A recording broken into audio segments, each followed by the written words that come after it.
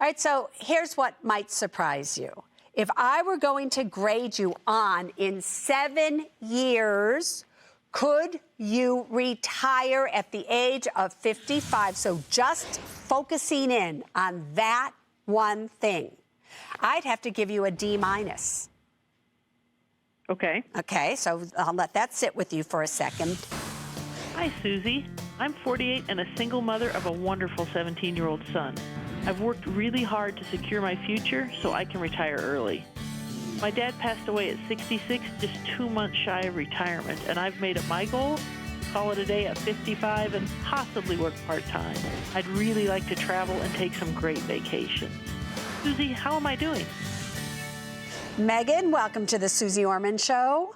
Thank you. So, sweetheart, you're 48. You want to retire really in just 7 years from now when you're 55, right? That is right. All right. If you were to give yourself a grade that says, yes, you can do this and maybe work part-time, but really you don't want to work anymore, correct?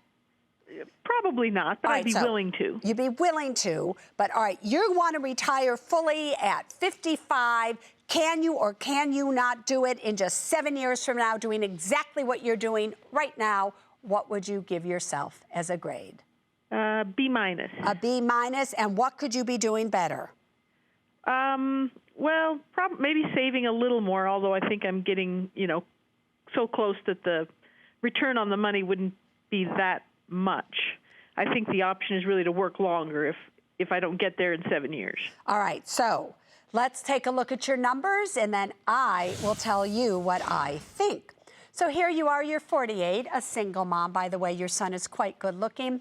You have $864,000 in retirement, $23,000 in an emergency fund. All right, $344,000 in investments. Your home currently is $285,000. You have car loan. You owe about $1,500 left on your car. You owe $92,000 on your home or in mortgage debt. So you have assets of about $1.5 million. You have total debt of $93,000. That gives you a net worth of $1.4 million. How does that make you feel?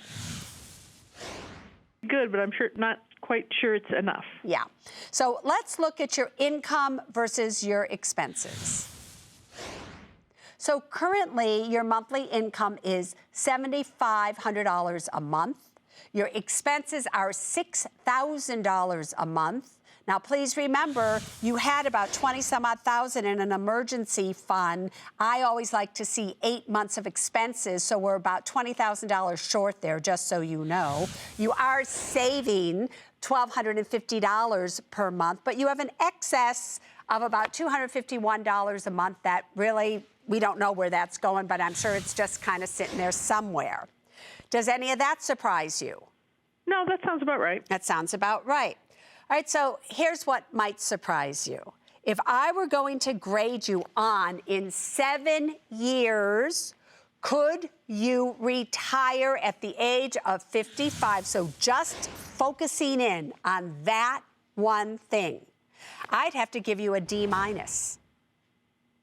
Okay. Okay, so I'll let that sit with you for a second. Here is what I want you to get. There is a way for you to have an A, and it's not that much longer. I understand that you're afraid that your dad died 11 years older than 55. He died at 66, so you really want to enjoy your life. Now, it would be fine if you died at 66. Fine, your money doesn't have to last you. But what if you're wrong? What if you lived till as long as my mother lived, till she was 97? So you have to get this money to last. So here is your way to an A. The very first thing I want you to do is I just simply want you to work till you're 62 years of age. Not a big difference in terms of years, but a big difference in terms of money. If you retired at 55, between the money in your 401k and your money in the investments, you'd have about $1.6 million.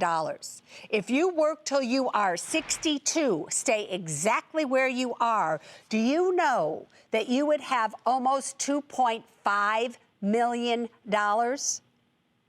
Wow. That's a $1 million difference. You would have $4,200 a month of after-tax income on those investments versus about $2,500 a month of after-tax income. That's $2,000 a month difference, and that's without Social Security.